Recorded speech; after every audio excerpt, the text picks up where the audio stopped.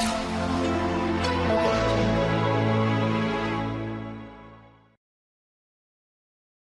very good evening to all of you. Today would be the last session as far as social justice is concerned. So, there are 4 topics. We have already talked about it: poverty, hunger, health, and education. So, poverty, hunger, health is already been covered.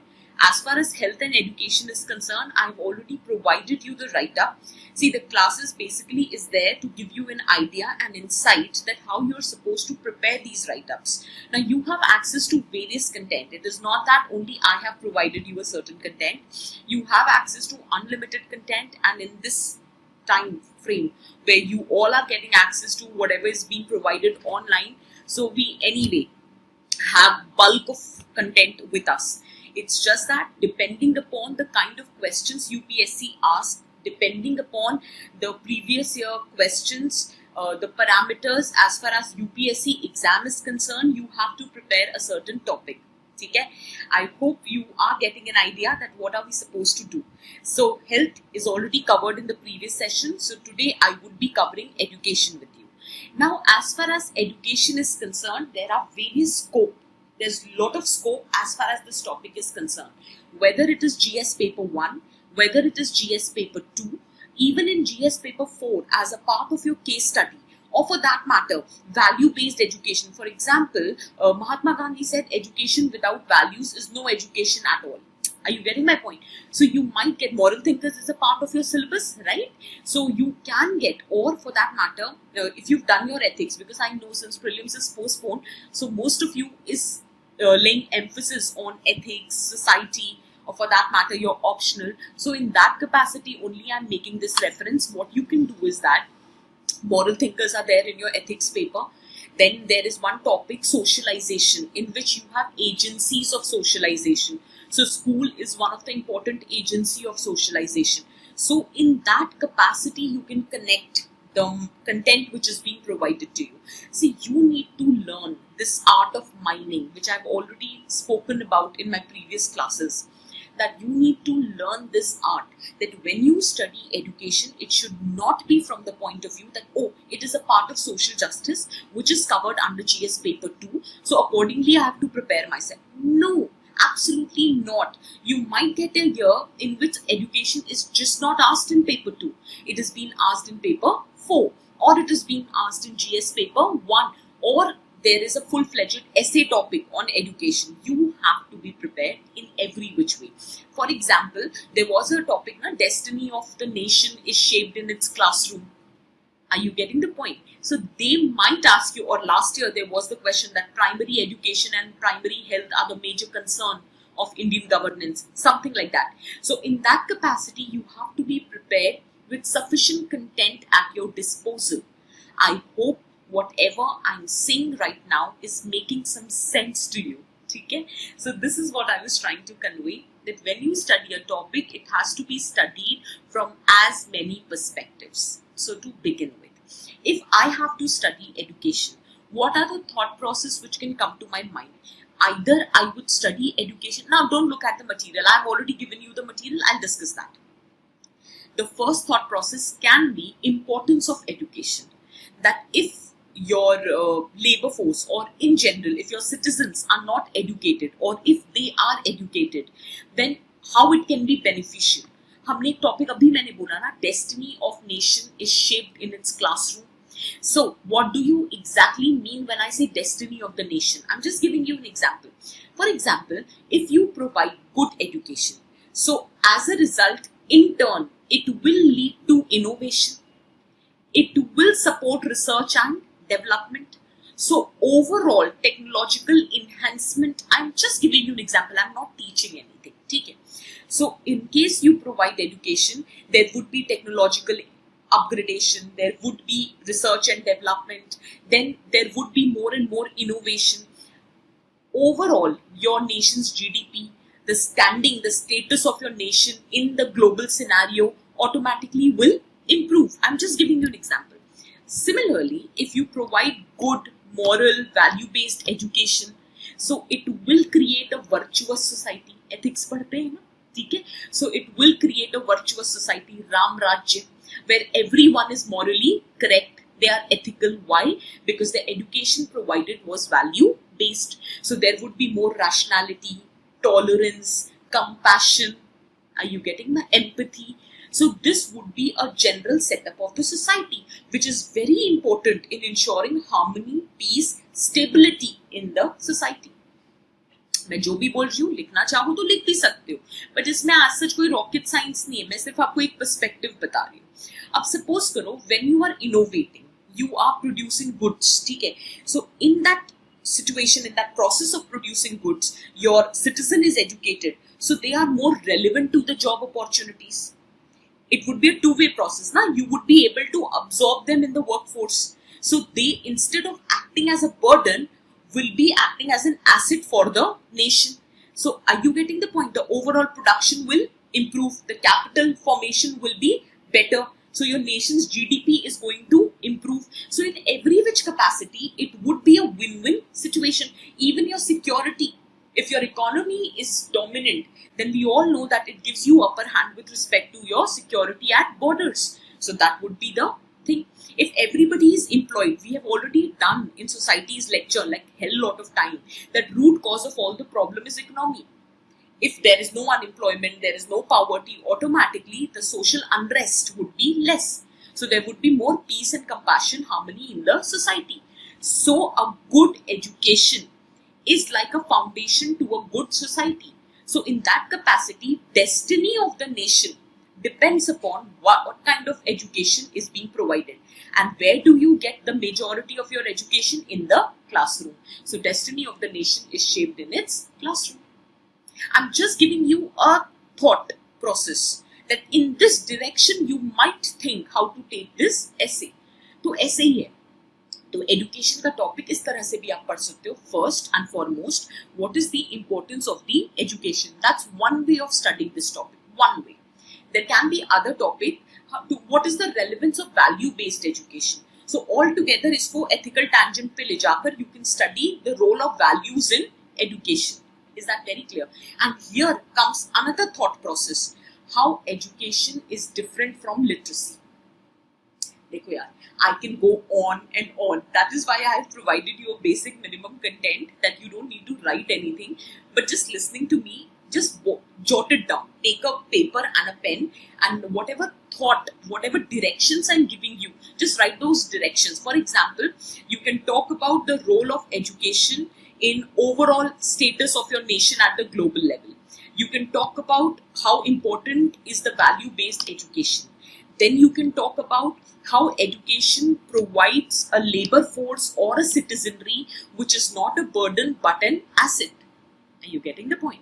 Similarly, you can talk about how education's relevance is important. As in, if I teach you something which is not relevant to the market, so the education given needs to be relevant with respect to the demand of the market. So in that capacity also the topic can be studied. Are you getting the point? So importance of education, importance of value-based education, how important education is to convert your citizenry from human resource to a human capital. Remember, human resource and human capital we've already discussed. So how important it is to provide a good relevant education to transform your citizenry from being a human resource to a human capital. So that can also be one of the thought process in which the topic can be discussed. Then, what is the difference between literacy and education? Maybe we can say our education system or our schooling system is producing literates but not educated people. So you are just providing literacy but not education. So in that capacity, you should be aware what is the difference between literacy and education. कोई rocket science नहीं है. We have been studying this debate since ages that literacy is something which is quantitative. Whether you know what is the table 2, 4, 6, 20, so that's quantitative, okay? So qualitative is something which is education. हम कहते हैं ना कि sometimes you have knowledge but you don't know where to apply the knowledge and in what capacity. So that's the difference between knowledge and wisdom. Similarly, that's the difference between literacy and education. Just blindly remembering the facts might be literacy. But how to apply, in what capacity to apply, where to apply, when you get that kind of wisdom, then it is known as education. Is that very clear? Makes sense? So literacy is something, लिख लो कहीं मन कर रहा हो तो थोड़ा हाथ हिलाओ, just write it down. So literacy is something which is quantitative, education is something qualitative. You get literacy in school, so the agent of providing literacy is school, whereas education, there are various agencies of which can provide you education. For example, your family, your friends, your peer group, to be very precise, okay? Your parents, then media, even workplace. So there are various agents from where you seek your education, but literacy is often sought from schools and university. So that's the difference between literacy and education. So one is qualitative and quantitative. The another difference is what are the agents which provides you literacy. So that's a very formal schooling which provides you literacy, whereas education, you have formal as well as informal agencies. So you have family, you have peer group, workplace, media, everything. They are providing you education. Literacy talks more about skills, okay? The typical skill-based job, whereas education has to do more with morals, values, not only education, not only skills, but what is the moral temperament in which those skills needs to be used. If you know how to make bomb, so it depends upon in what capacity it has to be used. So that morality, that ethics, that value comes with education, not with literacy. I hope this is clear for everyone. Is that clear? So these are the basic nuances or difference between literacy and education. So literacy, I'm again repeating, quantitative, education is something qualitative. Literacy, the agent is formal schooling system. Education, the agent would be informal as well as formal system. So here family, school, peer group, media, workplace, everything falls in that category. Literacy talks more about skills. Education talks about values, morals, ethics in general. Is that clear? Literacy focuses more on your knowledge, the content knowledge. Education talks about more of your holistic development, personality development. So that is the difference. Literacy is, if I have provided you the information, this is the formula, this is how it has to be solved. So that talks about literacy. But education would be focusing more about your personality, your public speaking, your co-curricular activities, whether you can have eye-to-eye contact or not, whether you have compassion in your personality, in your behavior or not. So education is more about a holistic development, whereas literacy is more to do with the skill aspect, the quantitative aspect of the education. Is that very clear? So what we have done so far, I have not taught you anything. It's just that we are discussing that how education topic can be studied or approached from different tangents. Then there can be another tangent. The another tangent, which we have already talked about also in previous sessions, that is demographic dividend. So you might get here that India is in the phase of this demographic dividend, and we have already discussed when there is a population bulge in the working age group, it provides you the opportunity for economic growth. However, it only provides you the opportunity. It does not guarantee the growth. Remember, we have discussed that demographic dividend. I remember population issues. I've already discussed this with you. So demographic, और आपने economics में भी पढ़ा है, तो ये तो बिल्कुल नहीं कहना that you've not studied. चलो, let's continue. So demographic dividend, however, it is just an opportunity. It does not guarantee. So it depends upon two factors: the kind of workforce which are entering the kind of people who are entering the workforce, and secondly, whether you have the job opportunities for those workforce or not. So that job opportunity wala aspect, that would be taken later, as in this is not the topic required. So the kind of workforce which is entering is very important. I have given this reference in health also. So it depends whether the workforce is healthy, whether the workforce is educated or not. In fact, Amartya Sen made a statement. Amartya Sen said, India is the first country who's aiming to become an industrial giant with the most unhealthy and illiterate workforce. Because sunne mein it is sounding really bad, but I don't think he is wrong, okay? I would not give that superfluous statement, but what he has talked is basically on the facts that India definitely is aiming to become an industrial giant, and that is why we are talking about Startup India, Make in India, to manufacture goods in India. That is why we are talking about banning the Chinese products, and 59 apps of Chinese have already been banned. So that's a good thing, right? But you need to understand, is your workforce capable enough? Are they healthy enough? Are they literate enough? Educated enough? So that needs to be taken care. Abhi, kal parso mein I will happen to come across a news which said that Make in India ventilators were there and most of them were rejected. I'm not saying that Make in India has failed or something like that. I am just making a point here. What Amartya Sen has said, that India is aiming to become an industrial giant without noticing that the labor force that you have is neither healthy nor educated. So in this capacity, importance of education has significantly improved. Is that very clear for everyone? I hope whatever point I'm making is making some sense. Now, in the backdrop of COVID, let's talk about current then. So, in the backdrop of this COVID, how important online education has become. So, that is also an important take. That online education, online teaching has become such a challenge. How important is artificial intelligence and technology? I have come across a very not so good news that a child committed suicide because the child was not comfortable with the idea of online classes. She was not able to cope up with the pressure of the online assignments because obviously, yeah, we know a lot of us are not very technically sound. So that also becomes a challenge. So in this situation of COVID, how the entire education is undergoing a change where there would be more emphasis on online education, where there will be more emphasis on teacher training, where a teacher needs to be equipped with all the technical know-how. अब वो बकवास पढ़ाई जहाँ आपको prime minister भी नहीं पता है, प्रेसिडेंट भी नहीं पता है, सरकारी स्कूल्स का तो यही हाल है. आई होप यू सीन दो sting operation conducted on UP and Bihar का. Please, that I'm also from UP, and don't take that this is a regional issue, but I'm generally making a statement. So that UP, Bihar, and all that stuff. So we have seen. So now the teachers not only can be just random people, you have to be qualified because online teaching is altogether a different ballgame. So in that scenario, the importance of education from different perspectives have become very important. I hope this is clear now. Okay? So very quickly, let's just look at the material that how we are going to proceed. So I hope whatever we have discussed so far, everything is clear. Now let us very quickly look at the Sustainable Development Goal number 4. ये health targets ये गलती से लिख दिया. I'm so sorry. That needs to be deleted from here. So this has to be education targets for SDG goal number 4 are as follows. I'm so sorry for this mistake. So what is Sustainable Development Goal? If you remember poverty, hunger, health, I told you what is the goal, what are the targets, and how to achieve the target. This is the 3 chronology in which it has to be prepared. So again, what is the goal number 4?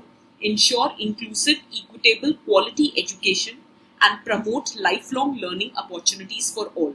So inclusive education, equitable, quality education and promote lifelong opportunities, learning opportunities for everyone. So even adult education is also incorporated under this. So did you get the point? Next, what are the targets? So the target obviously would be for 2030 because that are the limits for Sustainable Development Goal. Ensure that all girls and boys complete free, equitable, quality primary and secondary education leading to effective learning outcomes. Clear hai? So obviously these are the targets that all boys and girls have to complete the good quality education that has to be affordable and their learning outcomes also needs to be efficient. Then by 2030, ensure that all girls and boys have access to early childhood development and pre-primary education so that they are ready for primary education, which we just now spoke about. Then ensure equal access to all men and women to affordable and quality technical, vocational and higher education, including universities. Clear it? I told you, higher education, majority of them are privatized, 2/3. So affordability becomes a challenge, then quality obviously is a challenge, so that needs to be taken care. Substantially increase the number of youth and adults who have relevant skills, that is technical and vocational skills, so that they are prepared for jobs, entrepreneurship and employment. Obviously that's obvious, right? Then eliminate gender disparity. Ensure equal access to all levels of education and vocational training for vulnerable. So irrespective of caste, class, religion, gender, ability, that is the children with disability, they should have access to education, and it should be qualitative, it should be affordable, it should be relevant. Then ensure that all youth and substantial proportion of adults achieve literacy and numeracy. Ensure that all the learners acquire the skills and knowledge which is needed to promote sustainable development. Is that very clear? Okay. So obviously appreciation of cultural diversity, promotion of peace, non-violence, human rights, lifestyle. I told you education and literacy, the basic difference is this. Education is all encompassing. It's an umbrella term. So if you are aware about your environment, your sustainable development, good lifestyle, nutrition, basic laws, rights, duties of a citizen, that would also form a part of a good education system. So that needs to be promoted. Is that clear? Now, how would you do that? So how would we do that? We will build and upgrade the education facility, which needs to be child sensitive, disabled sensitive, and gender sensitive. Then a good effective learning environment needs to be developed. Then you can obviously expand globally the scholarship. वो study in India हमने पढ़ा है ना, PT 365 में it is a मतलब coordinated effort of various ministries, HRD, external affairs, home affairs. Basically, we want to make India a very desirable hub for education, so that can be here. Then substantially increase the supply of qualified teachers. Just a sec, we will shift it. Including international cooperation for teacher training between least developed and small island developing states. It's written in goal number 4. So it totally depends upon you. Obviously, you can add more points, but goal में तो यही दे रखा है, तो इतना ही पढ़ना है. So this is the goal. These are your targets, and then finally how to achieve the targets. I hope this is clear. Then next you have Niti Aayog Sustainable Development Goal India Index report. So if I talk about this report, so and again basic report है, पढ़ने का मन हो, मैंने आपके लिए दे दिया कि आपको इन्फॉर्मेशन होनी चाहिए. सो एनरोलमेंट रेट की अगर हम बात करें, so till class 10th overall enrollment rate is 75.83. It is yet to achieve the target of 100%. Tripura among the states and Delhi among union territories lead. Is that clear?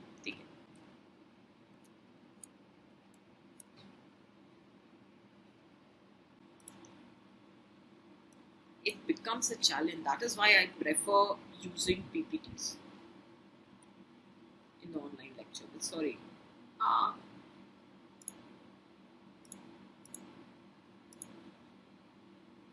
So I have converted this into Foxit. Now I think that would not be a problem. Let's very quickly continue.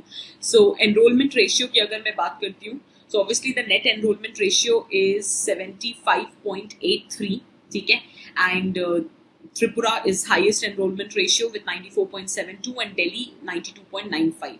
This is net enrollment ratio, and it is both for elementary as well as secondary schools. So that keep that in mind. Then out of school children की अगर हम बात करते हैं, तो 6 to 13 years 2.97% of the children are out of school, which we already talked about, that 97% of the children are going to school. Goa is best performing and Puducherry is best performing among union territories. Then you have average annual dropout at secondary level. That is 19.89% of the children drop out at secondary level. That's an average annual. Okay? You don't have to learn, but you should have an idea. Then student proficiency in class 3rd, 5th, 8th and 10th. Roughly 71% of the students in these grades achieve at least minimum proficiency in language and mathematics in terms of nationally defined learning outcomes. So 71%. Okay? The target is to achieve 100%. Enrollment ratio we already know is 26.3% at the higher level. The target is to increase it to 50% by 2035. Gender parity in higher education, that is the ratio of girl child is to boy child. Education की अगर हम बात करें, gender parity between female and male in higher education is the All India gender parity. The value is 1. So it is reported according to All India Survey for Higher Education. It is lowest in Bihar. Then disabled children attending educational institutions. So as per 2011 census, 61.18% with special needs, the children in the age group 5 to 19 are attending the educational institutions. 61.18. Still the target is 100%. Then proportion of trained teacher is 78.84%. ये आपका सारा, this is all according to Niti Aayog Sustainable Development Goal India Index report. So obviously Niti Aayog's report quote करके आप ये discuss कर सकते हैं. So pupil teacher ratio has to be 30:1.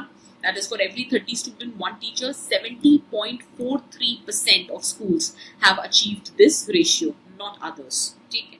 Despite various significant efforts and progress achieved in the education sector, several challenges needs to be addressed. And despite significant maternal infant health has improved, but then also the challenge remains with respect to early childhood care and education. The problem is with respect to regional disparity. The problem is with respect to pedagogy and the curriculum. So we have already talked about. The problem is with respect to training of teachers, use of technology, community participation. So we have discussed all of that, right? So NITI Aayog ने कुछ नई बात नहीं लिखी है, but हाँ, तो जो भी I have discussed so far, this is the diagrammatic representation. I hope you don't have any issue with respect to this. So gender parity index for higher education is 1.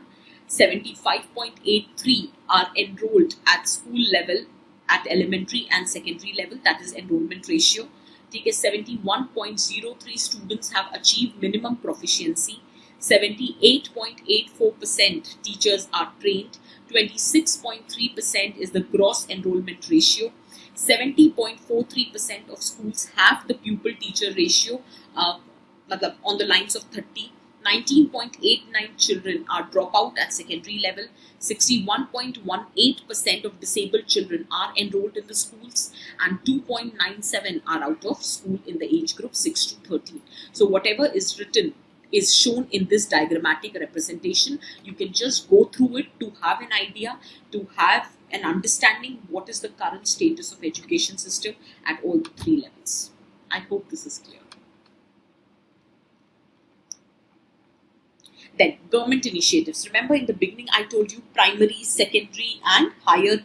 What are the challenges at primary, secondary and higher? What are the government initiatives at all the three levels? And we have discussed this in PD 365. Here I just mentioned it for you. So obviously right to education, which has made education a fundamental right in the age group 6 to 14, which falls under primary education.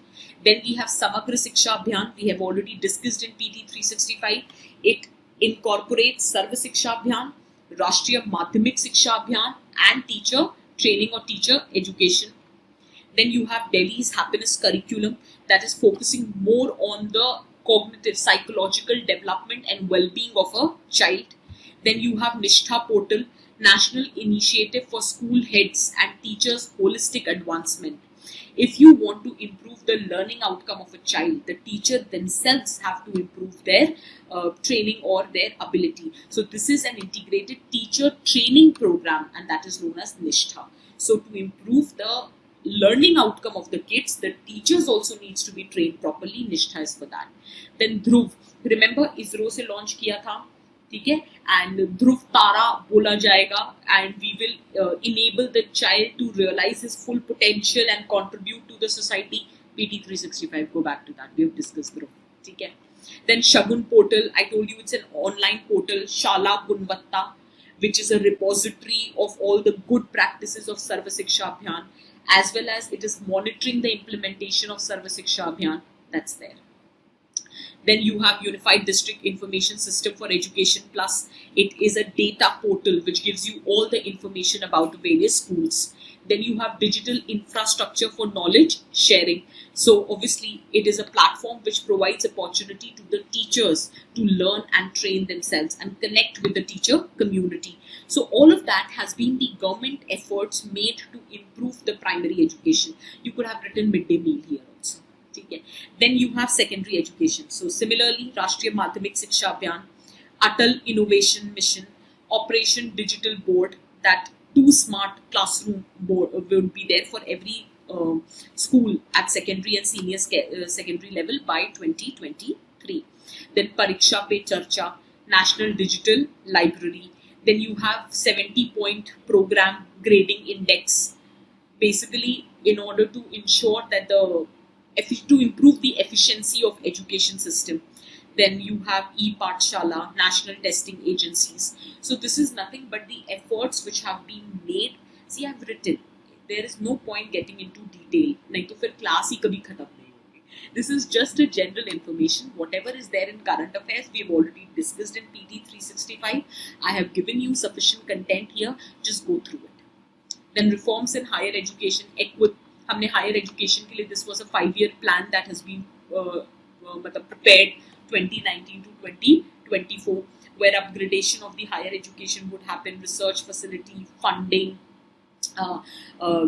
the global participation, technology, so all of that. Then you have institution of eminence. We have already talked about there would be 20 higher educational institutions, 10 private, 10 public. Then 1,000 crore funding would be provided to the public institution, whereas private institution would not be provided any funding, but they would be provided autonomy in their operations. The target is to place most of the universities in top 200, top 100 ranking at the global level. So that's nothing but institution of eminence. Then Swayam, it is basically to ensure online degree programs.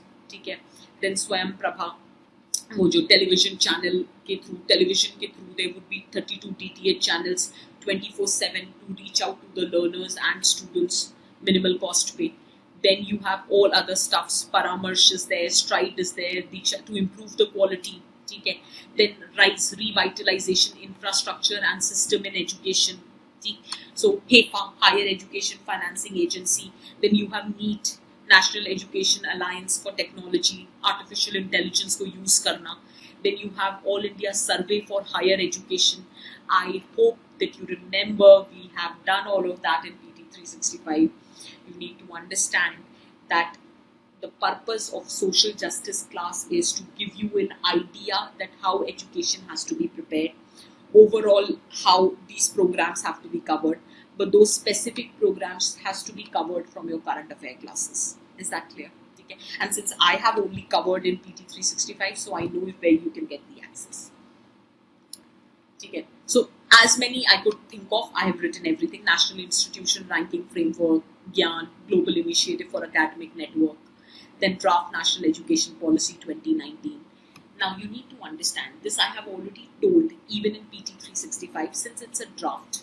So there is no guarantee that the question can be asked. But if in mains or essay writing, this draft can be very handy while writing the content. Okay. Now, there might be a question that what is the need for this new education policy? So obviously the need is the last two education policy came in 68 and 1986, which later was modified in 1992. Approximately 30 years, obviously 28 years to be very precise. So it's been so many years, the content has changed, the world around us has changed, the market has changed, the composition of the society, disintegration of joint family, nuclear families emerging, for that matter, the crime against children, everything has increased. The nature of the technology in the market, the demand of the jobs, then startup culture, make in India, so many new things have emerged that there is a need for a new education system. Then dropouts, shortage in number of teachers, incompetent curriculum. There have been so many issues that has confronting our education system.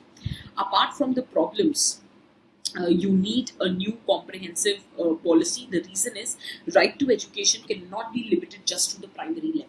Education has to be made fundamental right both at primary, secondary as well as early education. Then knowledge economy is emerging where no longer land or for that matter industry is the capital asset. It is the knowledge which is generating capital in the market. So it is very important that learning needs to be emphasized upon. Then you are in the phase of demographic dividend. You don't have much time left. So very quickly you have to adjust to the new development so as to remain market relevant in the society. Then you have to achieve sustainable development goal by 2030. Then there is a very narrow time lag between the new knowledge and its application, especially in the field of science and technology. By the time you will learn the knowledge, by the time you're trying to apply the knowledge or the technology in the market would undergo a change. So constant upgradation, multi-skilling, multitasking is the need of the hour. So given the new development in the society, the education system needs to undergo a change. That is why it is important for us to come up with a new education policy. Now you have the same policy which already is given. ये standard है. And this is given in your PT 365 as well. You must be thinking, why am I again and again saying PT 365? Because I know that you all have access to PT 365, so it is making more of a sense. Okay? So see, early childhood care and education, foundational literacy and numeracy, reintegrating the dropouts, what to change in curriculum and pedagogy. Then with respect to higher education, how you need to restructure, where research university, teaching university, colleges needs to be focused upon, how education has to be multidisciplinary. Then optimum learning environment needs to be created, research needs to be improvised upon. Then how governance and regulation needs to be working. Then teacher management, use of technology in education. If you realize, this becomes the way forward. Although I've written a separate way forward for you, but this in totality becomes the way forward, that what kind of education system, use of technology in education, how the entire teacher management needs to undergo a change, how higher educational institution, their funding, their accreditation assessment needs to be working upon, how the schools have to be regulated, how the learning environment needs to be made optimal, then liberal education needs to be promoted, then how the higher institutes needs to be restructured, then what should be the curriculum, how the pedagogy should be working, how there has to be flexibility, more of application based knowledge has to be there. So all of that has been written. So this can act as a way forward. This is just a suggestion. Okay? Everything given here, there is nothing to explain. This is what is there right in front of you. Since it's a draft, it has not been implemented. So let's see from where we go. From here, where the government take us to, but this is minimum that you should be aware of. Is that very clear for everyone? Yes, some of the way forward I have suggested. For example, artificial intelligence can be deployed to improve teachers' effectiveness and student engagement. I told you in PT 365 also that I am one teacher. I'm going to make efforts so that whatever I teach is understandable by each one of you.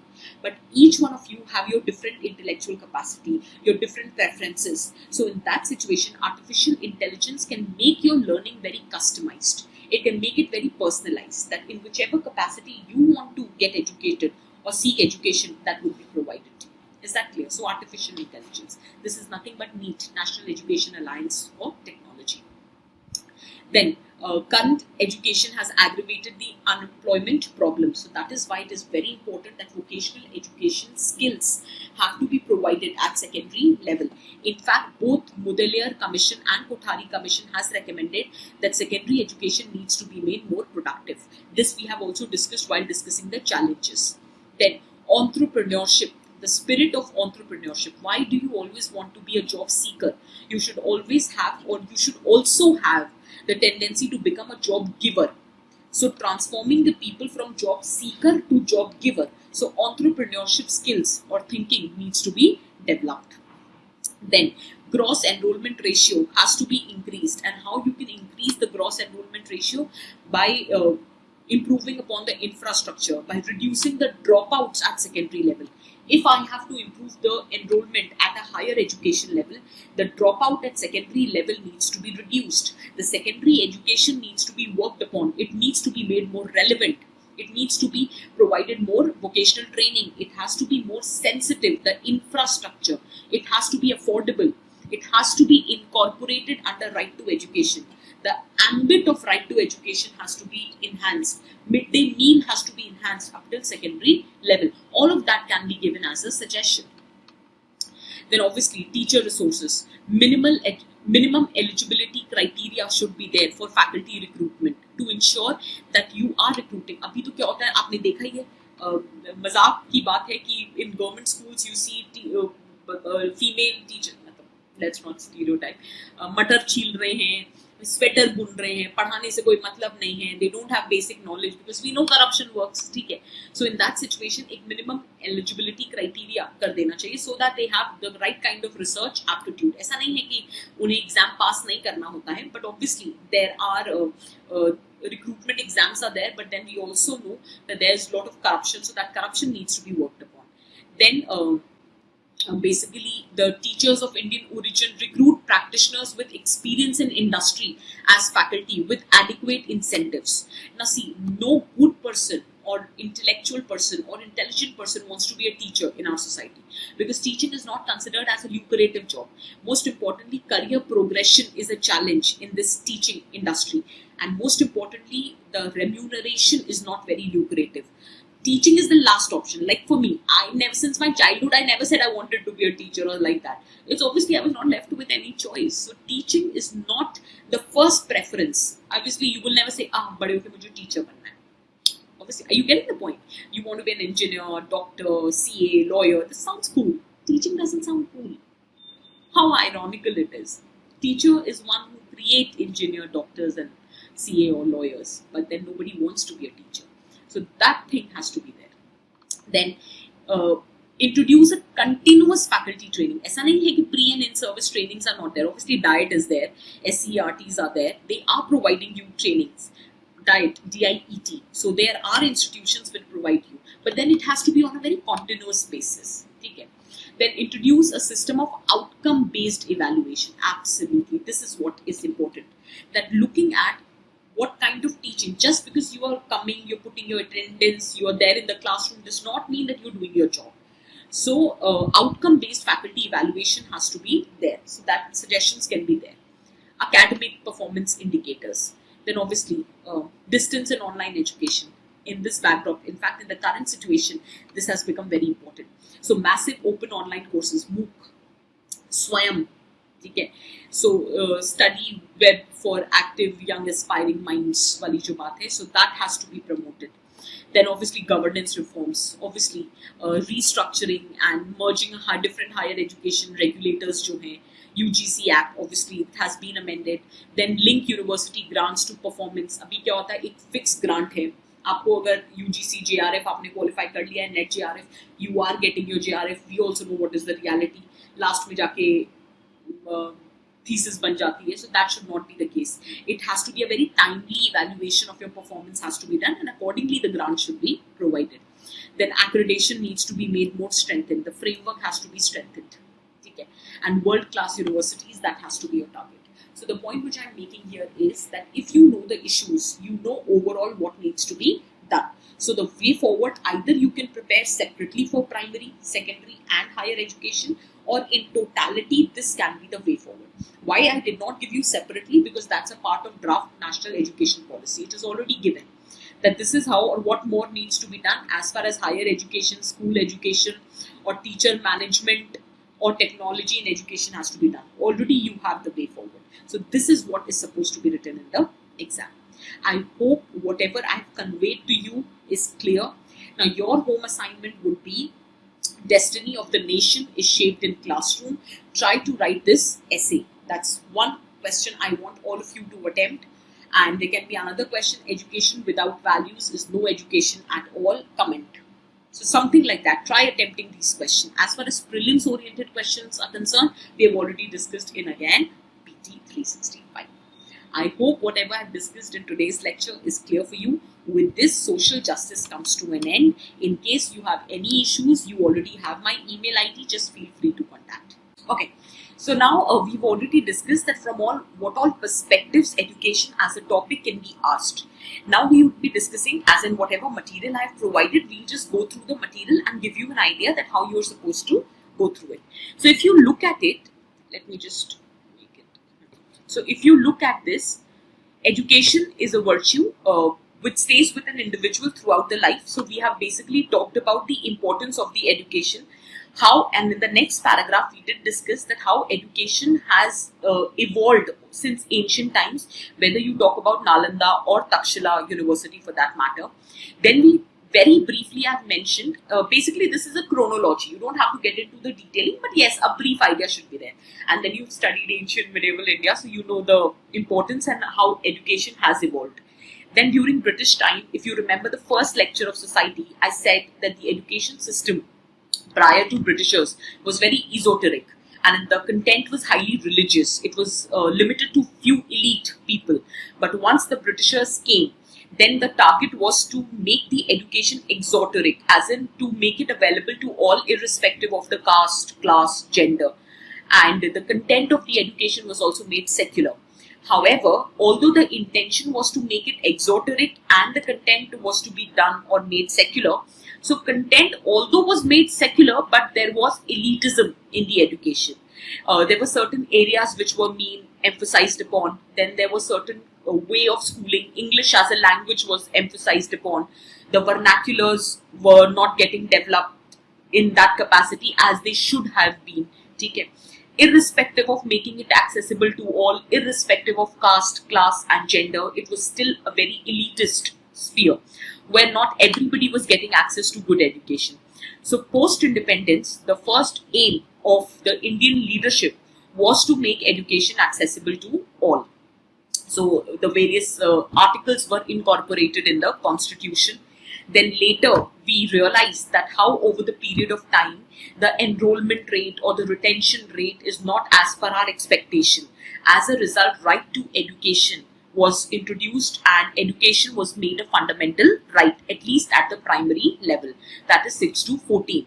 And how, in order to improvise the accessibility, enrollment, retention, there were various schemes which were introduced by the government. For example, Sarva Shiksha Abhiyan, midday meal scheme, all of that.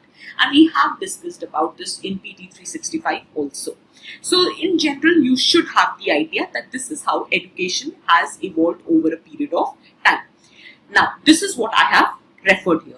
Then there are various quotation. Okay, most importantly, since I've started with a quotation, highest education is that which does not merely give us information but makes a life in harmony with all the existence. That is Rabindranath Tagore. So that's the difference between education and literacy. That not just information, knowledge, you should also have the wisdom. Okay. So the point which I'm making here is that please prepare the quotations, because agar education pe ethics mein there is a question or there is an essay topic, these quotations would come very handy. For example, education without values is no education at all. That can be used. Or I've written one more here. Just see this paragraph. Most powerful weapon. Education is the most powerful weapon which one can use to change the world. How education can be used to bring about social change in the society. So education is the most powerful tool. Nelson Mandela has made that statement. So all of that can come very handy, and this can be of significant importance. I hope this is clear. See? So the Nelson Mandela. So here, the most powerful weapon which you can use to change the world is nothing but education. So this is how one should be aware of it. Okay. Next, the topic that I have taken here is status of education. This I have told time and again that once you are preparing a topic, at least have some statistics at your disposal. See, statistics give the credibility to your argument. In GS papers, maybe you don't have enough time or space to quote statistics, but this is my personal belief that in essay, if you are making an argument and you are not supporting it with a credible fact, then the gravity of the situation weakens. So I would not want you to do that. So please remember a few basic stats जो बहुत general होते हैं. For example, public expenditure on education, it has increased to 3% of your GDP. That's a basic thing. ठीक है. Then you should be aware that overall the gross enrollment rate for girls have exceeded that of boys. And in what capacity? Up to the secondary level. However, at higher education, even today, there are more enrollment of the boys, whereas up to the secondary level, the enrollment rate of girls have surpassed that of boys. Okay?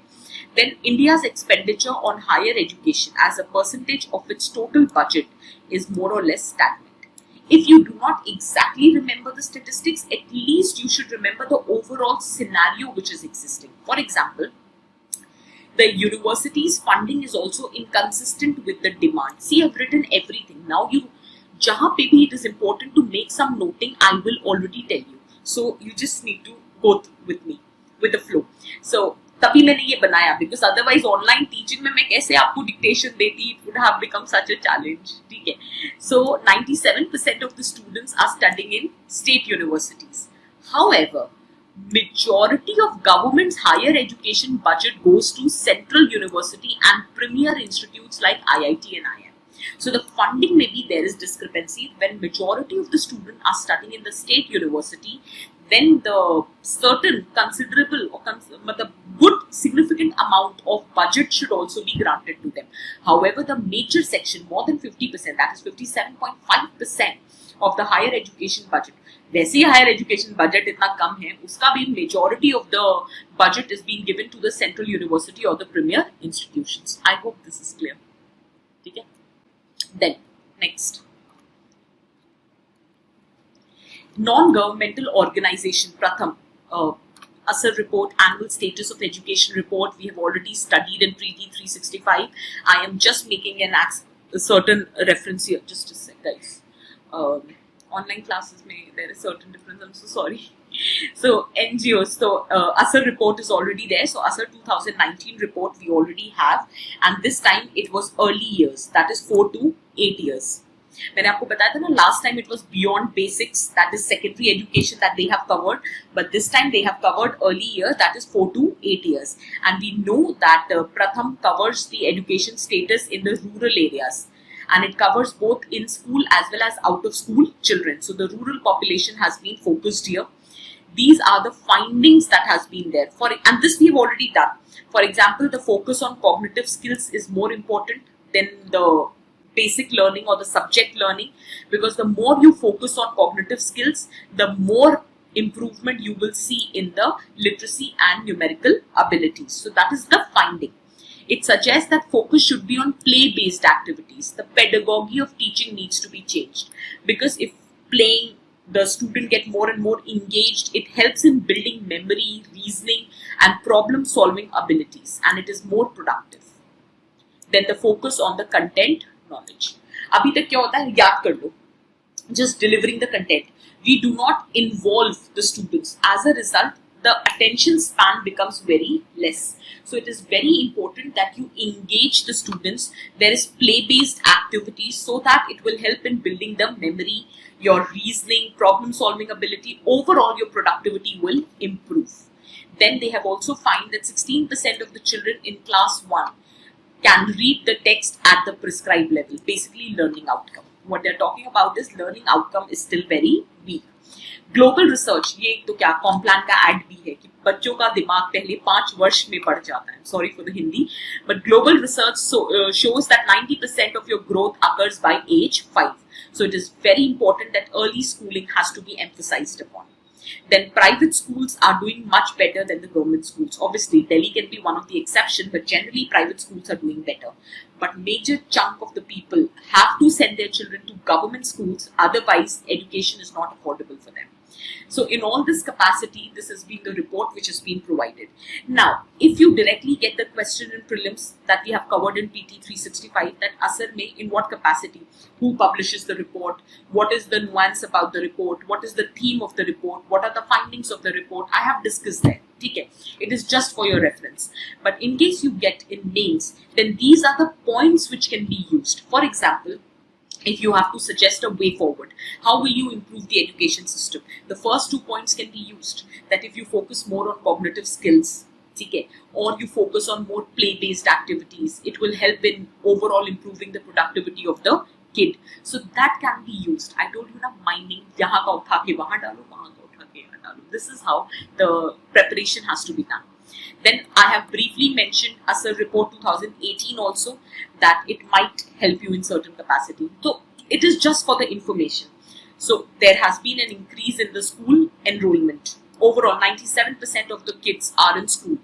There is a decrease in girls out of school. Matlab, the number of girls who have not gone to school, the amount has significantly declined. So that's a good thing. Then stable private school enrollment. The private school has almost remained unchanged. The proportion of the children who are enrolled in the private school is 30.9%. That means majority of the students, 70% of the students are still in the public school, that is government school. That is what I'm talking about. There is improvement in the school infrastructure, whether it is girls' toilet or the boundary walls or the playground. These are the basic information. You don't have to remember the percentage, but you should have an idea that overall there has been an improvement, and that's a positive takeaway. Okay. Then early childhood education, that is 0 to 8 years. Then 2/3 of the children were enrolled in some form of the preschool. Enrollment pattern only stabilizes at the age of 8 when over 90% of the children are enrolled in the primary school. What I mean by this is you need to understand that right to education involves 6 to 14 years of schooling. Okay? So prior to 6 years, getting your children enrolled becomes a taxing job. Why? Because first of all, either parents are not aware of it.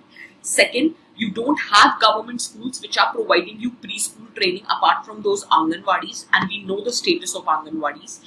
And the private preschool education is extremely unaffordable, or it is expensive. So in that situation, it becomes difficult for the poor people or not so affluent people to send their kids to school. So in that capacity, it becomes a challenge.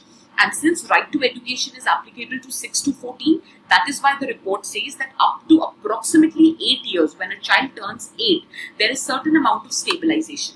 Because before that, not every child is studying in the school. So that becomes a challenge. So this is what has been indicated. Okay. Now, before I start, I hope the statistics portion is clear. I don't expect you to learn all the stats, but at least few of the stats should be remembered, because if not means, then it can be handful in prelims. Okay. So whatever we have talked about in this class or what we have already spoken about in PT 365, that has to be taken care of. Rest, everything can be ignored. That's not important. Okay. Now the next thing comes here is you have 3 tiers in the education system: primary, secondary, tertiary.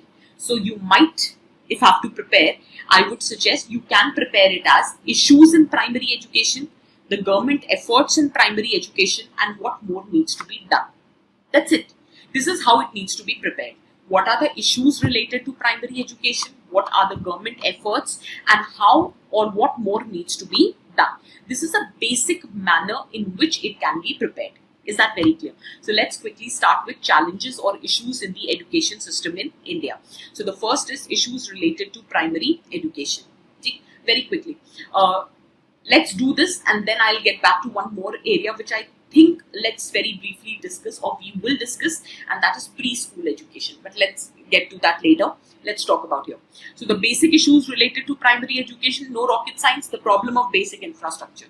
ये तो हमें पता है, that हम बोल देते हैं that under right to education it says that primary schools have to be there within 1 kilometer and upper primary has to be there within 3 kilometers. But the problem lies with respect to basic infrastructure, as in you don't have functional toilets. Then in one classroom only, there are different standard students who are studying, first standard, third standard, fifth standard. एक बड़ा सा room दे देते हैं, बड़ा भी नहीं, छोटा सा room दे देते हैं. You don't have basic blackboards, you don't have basic books. So the problem, the clean drinking water is not there. Transportation is a challenge. So playgrounds are not there. So there are a lot of issues. So the basic infrastructure is missing. And I already told you, education just does not mean that telling the students that A for apple or B for ball. Education is overall development of a personality of a child, which involves curriculars, which involves sports, which involves interaction, which also involves clean drinking water. They should have access to proper sanitation, hygiene, safe drinking water. So all of that is missing. So lack of basic infrastructure. Second comes poor student-teacher ratio. Although it clearly says RTE that for every 30 students, there has to be one teacher. That is the proper teacher-student ratio. But the problem is, in order to meet the quantity, what you are compromising on is the quality. And we have already come across that in UP, there has been a scam with respect to the induction of the teachers. So you need to understand that there is a lot of corruption. There is a lot of misappropriation of funds, to be very precise, which is happening. And so in every which way, this job is getting compromised. That first, the quantity of the teacher is getting compromised, and if not quantity, then definitely the quality is getting compromised, because teachers are not being provided proper training. Then limited outcomes. What I mean by this is the learning outcome. And the problem with learning outcome is there is no proper codification of the learning outcome. फिर से बताती हूँ. पहला point clear है, lack of basic infrastructure. Second point clear है, the problem with quantity and quality of the teachers due to lack of teacher training. Then the third point is limited outcome, that is learning outcome. Suppose you were in standard 1. So there is a general expectation that a student who has finished standard 1 should have the understanding of this much reading ability or numerical ability. But the problem is there is no codification. Matlab, there is nowhere it is written that this much they should know. So as a result, assessing the performance of the kids becomes a challenge. And second is no detention policy. I'll talk about now. Ab bologe ki ma'am no detention to hata diya and all that. I'm coming to that. Just wait. So this had become a challenge. As a result, over the years, the learning outcome has suffered.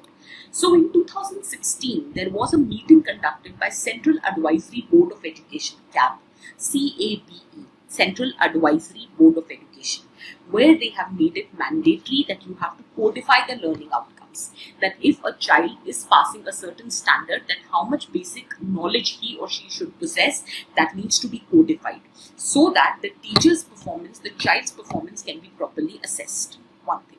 Second thing, no detention policy. It has been made, it has been at the discretion of state government now. Central government has removed no detention policy. It has said now it is up to the discretion of state government that whether they want to continue with it or not, because education is in the concurrent list. They have said at 5th standard and 8th standard exams would be conducted. If the child does not pass that exam, then for 2 months special training would be given to the student, matlab koi extra tuition and everything, and again the exam would be conducted. If this time the student does not pass, then he or she would be detained. So that has been introduced at the level of 5th standard and 8th standard. However, this has been made optional. It is the discretion of the state government after analyzing the situation of the education in their state that whether they want to go ahead with this or not. Is that very clear? तो मैंने पूरी बात confirm कर दिया. ये मत बोलना ma'am तो बोली नो डिटेंशन पॉलिसी अभी है. I hope you get the point. ठीक है. Now, असर की रिपोर्ट आई थी 2018 में. This is just for the information. कोई इसको प्लीज याद करने मत बैठना. There is marginal improvement in the reading ability. There is no improvement in mathematical ability, and the gender gap exists in mathematical ability. Obviously, we know girls are not good with maths. This is a general perception that we have, gender stereotypes. And often we don't make efforts also to improve the mathematical ability of a girl because we already assume that they are not good at it. Just for the information, I was Delhi University topper of mathematics honors from LSR. Information. So what I'm trying to say is that if you're made to believe that you are good at maths, you can do maths. Although there were a lot of guys. Anyway, so let's get down to the other thing, problems with the teachers. This we have already discussed also in one place I remember, I think PT 365. The problem is not only with the teacher training, the problem is, मुझे याद आ गया मैंने कहाँ पढ़ाया था. If we've done post-independence, so tribal issue was there, and I think in ethics lecture also, if you've seen my ethics lecture, then we discussed that what kind of education that has to be in consonance with the socio-cultural milieu. I gave you the example of Jhum cultivation also. For example, if I'm a teacher, मैं कितनी excited हो गई, मुझे याद आ गया मैंने कहाँ पढ़ाया था. So if I am a teacher and you are tribal students, okay, and I say that Jhum and your family is practicing Jhum cultivation for their livelihood, and I come and tell, oh, Jhum cultivation is bad for the environment and this and that, you should not practice. You went back home and you told your teacher and told your parents that our teacher told us that Jhum cultivation is not good and all that stuff. The parents said no need to go to the school, they're talking all trash. So the point here is that teacher has to be sensitive to the socio-cultural milieu. That is why I always ask your political preferences in the first lecture, because then I have to be sensitive now. If certain ideologies are there, then I should not dare open my mouth. So anyway, jokes apart. So did you get the point? What I'm trying to say here is that the teacher has to be sensitive to the socio-cultural milieu. What if the teacher is patriarchal? Obviously, the girl students would not be. If the teacher is casteist attitude, obviously lower caste students would have to suffer. So in that situation, the teacher's values needs to be upright. The teacher themselves should have the requisite skills. The teacher needs to be more compassionate towards the students. They should be aware about the socio-cultural milieu from where the students are coming, so as to make this interaction very engaging. Is that very clear for everyone? I hope you got the point. But all of that is missing. Next, economic divide. Yes, there is a stark difference. अब आप बोलोगे कि poor children they have the children belong poor children. I don't like using this word actually. I don't know why have I written this here. The children belonging to the BPL families, or for that matter, not so affluent families. So you must be thinking that they are going to government schools and they have access. So first of all, the quality, the status of government schools is much below than the private schools. So obviously there would be a difference in the kind of education which is being provided to them. So in that situation, there's a lot of contrast. Although you are providing, I think, 100% literacy or enrollment, if I can say, but if you look at the quality of the education which is given, so the education given to the affluent section and not so affluent section, there is a large variation, and this kind of variation should not be there. You are reproducing that economic, cultural, social differences over the generation, and this is really uncalled for. So that is also the problem with the primary education. Obviously, gender discrimination, caste discrimination. Sorry.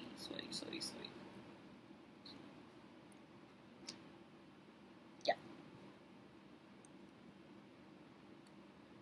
I hope these points are clear for everyone.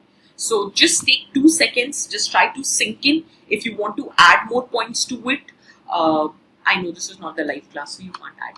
So anyway, just think if you can think of some other point, and let me also think if I can think of some other point, and then we'll continue the discussion. I hope this is clear. So now let us continue that what are the issues with respect to the secondary education. Primary पता है ना 6 to 14, that is first standard to 8th standard. I just hope I'll make this clear. So secondary education is 9th, 10th, 11th, 12th. So what just strikes you the first thing in mind? First of all, right to education does not include secondary education. That means neither it is compulsory nor it is free. So something which is not free, muft. So it becomes very difficult to convince the parents to send their children to school. First thing.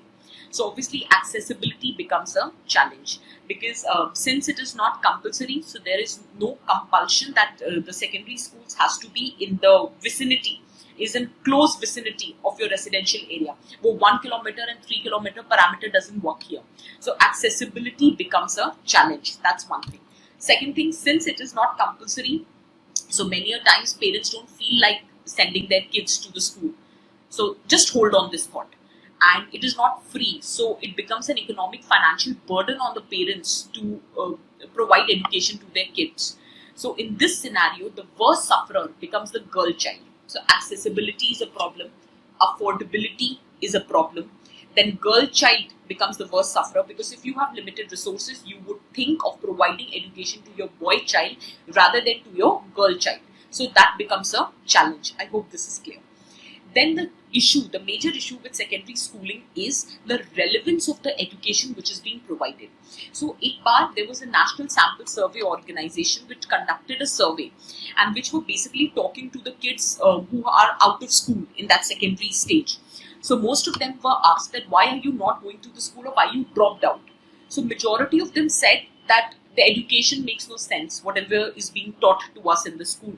This is what an irony, no? They know that the education given is good for nothing. Basically what they meant was the employability of the kind of education that you're providing in the secondary level is very less.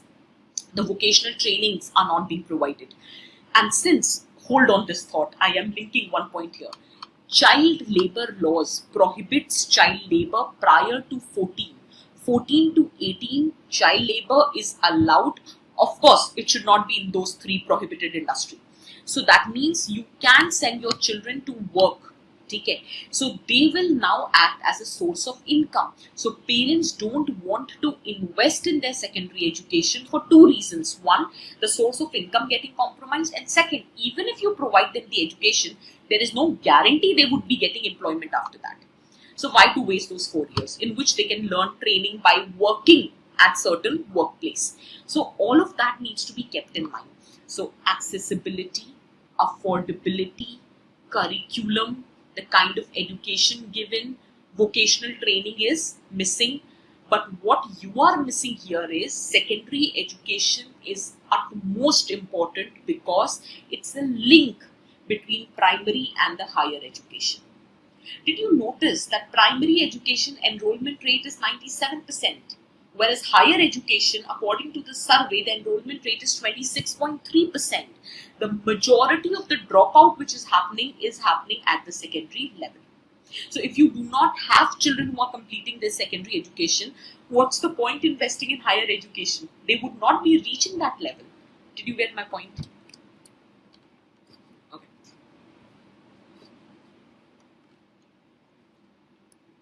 Just a sec.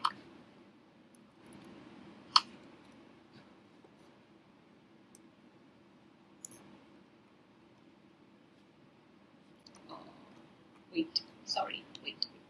We're here. So that's one thing. Second thing is rote learning. Secondary education is very theoretical. It's not about secondary education. The entire education system of India is very theoretical. There is no application also. If you still have your siblings in school or something like that, just go tell them, go ask your teacher the application. Until and unless the teacher is really well read and good in every capacity, they would try to avoid this question. You ask too many questions, just get out of the class. Okay? So that is also one of the reasons. The kind of education provided is very boring. It's rote learning, so it is not helping you in the practical world. So that's one thing. Then increasing suicide, stress, anxiety among the students. That's a major challenge. In our society, marks are so important. I mean, I remember, you all must have gone through that stage, class 10th, no matter how badly you've done all your life, कहते नहीं सारे पाप धुल जाएंगे if you score well in class 10th and if you score well in class 12th. Trust me, 12th के marks were still important. I would not say very important, but at least it was important to get you admission if you were aiming at Delhi University or something like that. So my class 12th marks helped me in getting admission in LSR. So maybe in that capacity, obviously it worked for me. But ऐसा नहीं है कि LSR से पढ़कर मैंने बहुत कोई झंडे गाड़ लिए. So what am I doing? I could not clear UPSC. I had no other choice. I'm teaching in a coaching. So I'm not saying that, but even I have in Vision also, I have a lot of teachers who are really teaching well, and they've not been graduated from some so-called institute. They are from very normal universities, but still they are doing well for themselves. So I'm just trying to tell you, don't fall for this trap. You've already passed that stage, so I'm telling you, tell your younger siblings or anyone you know, please don't fall for this trap. And class 10th marks are good for nothing. Basic marks ले आना, stream choose करने में काम आ जाएगी. Otherwise, it's good for nothing. और stream choose करके भी क्या कर लोगे? मैंने 11th में physics, chemistry, maths choose करी थी. I am teaching sociology. I chose science and I'm teaching arts, humanity subject. This is what I'm trying to convey. I'm the perfect example that all of this, nothing works. Neither class 10th marks nor 12th marks. So basically, don't fall for this trap. So this is the major problem of our education system. Too much emphasis is paid on marks rather than learning. I was never being told that you should learn how this is being applied. The आधी चीजें I don't even remember. Are you getting my point? The point here is तब रट के चले जाओ, marks आ जाने चाहिए थे. So that kind of education system needs to be changed. Then productivity is very low. That is what I meant. That the secondary education does not help you to augment national production, either in the agriculture sector or in the industrial sector. Whatever is being taught to you at secondary level, nowhere is going to be helpful in either improving your agriculture or improving your industries, because no amount of vocational training is being provided. So overall, the productivity of your education system is very less. Most importantly, the focus is not there on leadership training. How will it be there? You've never been encouraged to question. The curiosity, inquisitiveness of the mind is always being suppressed. Don't ask questions. This is out of syllabus. You're not supposed to study this. Leadership, the ability to lead, the personality development, all of that is very limited. I know a few of you might be from some good schools, elite schools, where all of this is being encouraged, but majority of us are from very basic schools where all of this is not being encouraged. So then it becomes a challenge. Then overall development of a student is being neglected. Personality, वो बोलते नहीं थे कि पढ़ोगे, लिखोगे, बनोगे नवाब, खेलोगे, कूदोगे, बनोगे खराब. So I still remember that good students, academically good students, were very weak or not interested in sports, because they used to believe that this time could be saved and they could study more. what you not realize, if your overall physical development, cognitive, mental development does not happen, even the learning outcome over a period of time declines. So it is very important that overall development of a child is required. I hope this is clear. Okay. Shortage of well-trained teacher, no rocket science, that's a fact. Less stress on physical activity, we have already talked about. In fact, एक essay आया था 50 golds in Olympics. Can that be a reality for India? So obviously, how can it be a reality for India? There is less stress on physical activity. I heard in certain states, I hope if you know the news, you will be able to relate. So in certain states, the playgrounds have been used to make Goshala. So the point here is absolutely, the cows needs to be respected, cow needs to be protected, but playgrounds should not be used to make cow shelters. No, playgrounds are meant to play sports. So one should play sports. Okay. So the next thing is incomplete and outdated curriculum. Are Baba. It's not about secondary education in general also. The curriculum has not changed since ages. So that is what the major problem is. In fact, thankfully, UPSC changed the curriculum in 2013. Otherwise, सालों से the same curriculum is going on. The entire market has changed. The technology in the market has changed, and you are learning the same language. You are learning the same content, which has no relevance in the market. So obviously, outdated curriculum, and it needs to be worked upon. Inefficient. Before that, ये मैंने आपके लिए detail में लिखा है, ये आप पढ़ सकते हो. Inefficient administration of the schools. The administration of secondary schools does not appear to be efficient. It's a 3-tier process: central, state, and district. Secondary education is for all practical purpose under the control of the state government. Is that very clear? Okay. However, the state governments are not focusing. The board is there. You have various boards of secondary education. They determine the nature of the curriculum, textbook, conduct examination. The department formulates general policy, funds, takes measure for professional efficiency, training. Because of this dual control, the secondary schools are not achieving their purpose. There is lack of coordination between the offices of these two controlling units. So on one hand, you have state governments. On the other hand, you have central government. Obviously, education is in the concurrent list. So that becomes a challenge. Is that very clear for everyone? Then you have education and vicious cycle of poverty. That's my favorite thing, vicious cycle. So if you have poor, there is limited education, you would be working in informal sector, you have limited skills. If you're working in informal sector, obviously the wages, the career prospects would always remain limited and you will be a poor person. So this forms a vicious cycle. Is that very clear for everyone? I hope secondary education, the issues, so issue is curriculum, issues is teacher, issues is relevance, issue is accessibility, affordability. Okay? Then the major, the sufferers are the girl child, because if you have limited resources, you prefer to educate your boy child. The problem is administration, problem is poverty. So all of these issues together constitutes the problem of secondary education. Then you have issues related to higher education. So before that, you need to tell me whatever we discussed so far. Is everything clear? Just a second.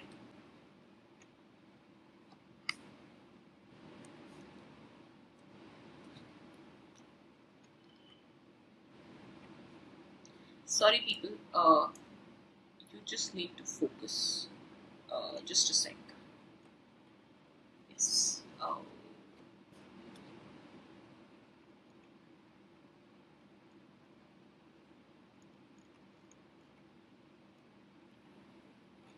sorry, just wait.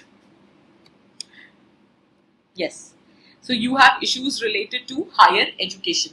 So obviously, if I talk about higher education, the first and foremost is the affordability of the higher education. So because 2/3 of the higher education is in the hands of private sector. So due to privatization of the higher education, the affordability of higher education becomes a challenge. That's the most important thing. Let's discuss the rest of the issues. So one, unemployable workforce, whatever you were teaching. अभी हमने कहीं पढ़ा था ना that there was a survey, I think it was conducted 2-3 years back, that majority of the engineers are unemployable. There are too many institutes you're providing engineering degree, but the kind of education you're providing to them is not relevant in the current market. So it is better if they're not educated. At least that feeling of relative deprivation तो नहीं होगा. मैंने शायद ये example आपको पहले भी दिया है that if you're uneducated and you are driving a taxi, you would not mind it. But if you're educated and then you are driving a taxi, there would be a feeling of frustration that what was the point of investing 4 years of your life, the money of your parents, whatever degree that you've got, and you're not getting the job in the market, because then you realize, oh, the education which I got was not relevant. So the point here is that unemployable workforce, that's one thing. Second is research and development. That's a big no-no. Research and development, first of all, you don't invest money in research and development as compared to the other countries. For example, the research and development, India invests hardly 0.75 or 78% of their budget, whereas the countries like Europe, China, US, a considerable amount of money is invested in research and development. So the first is unemployable workforce, that is redundant curriculum.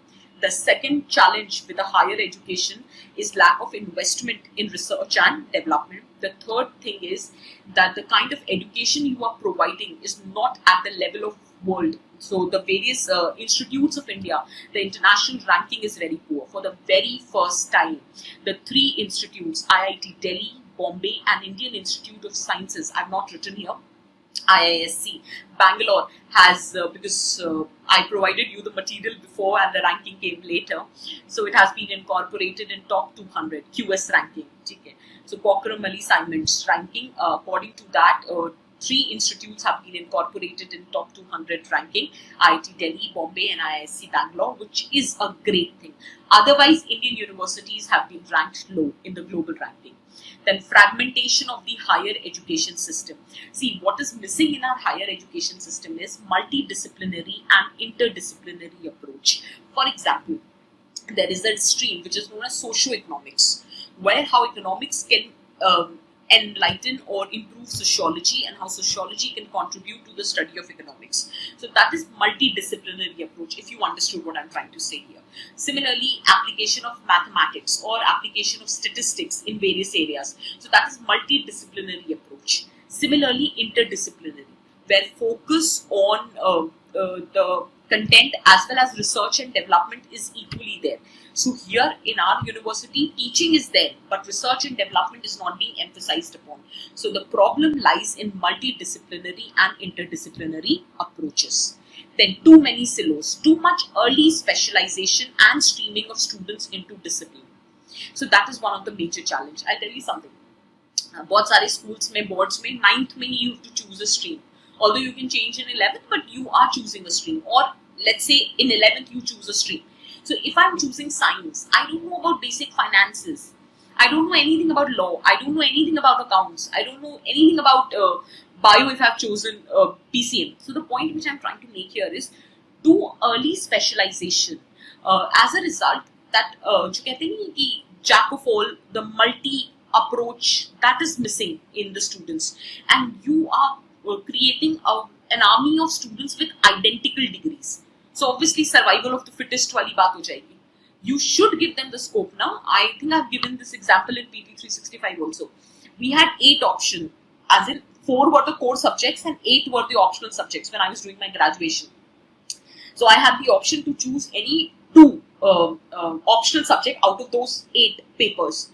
But all of us chose the same 2 papers. The reason was the faculty was available only for those 2 papers. The rest 6 papers were not available. So if we were 40 students in a batch, all 40 of us has the same identical degree, same identical content. So that becomes a challenge. We did not have any other aspects. So too many silos, too early specialization, it becomes a challenge. I think I have hurt my finger. Sorry. So let's start with another thing. Lack of teacher and institutional autonomy. Obviously, the teachers do not have autonomy.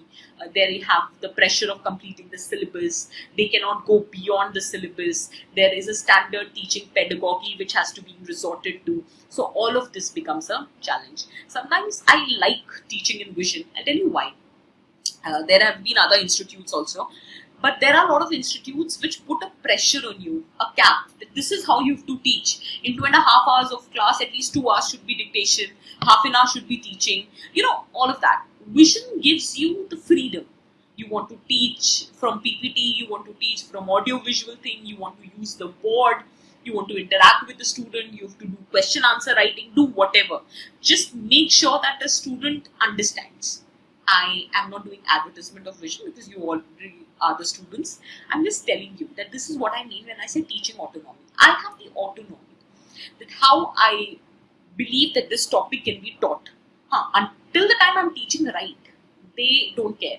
They just want us to make the topic understandable for the students, and that should be the case even in the universities also. But anyway, that is always same. There's a lot of politics involved. So academic autonomy, financial autonomy, autonomy with respect to curriculum is missing. Too much political interference is there, especially in the government colleges and university, and private they doesn't even care. So the point, did you understand what I'm trying to say? Inadequate mechanism for career management and progression of faculty and institutional leaders. That is also biggest challenge. There is lack of motivation. Here also, it is more, I still remember, there were a lot of teachers who were very senior, permanent faculties.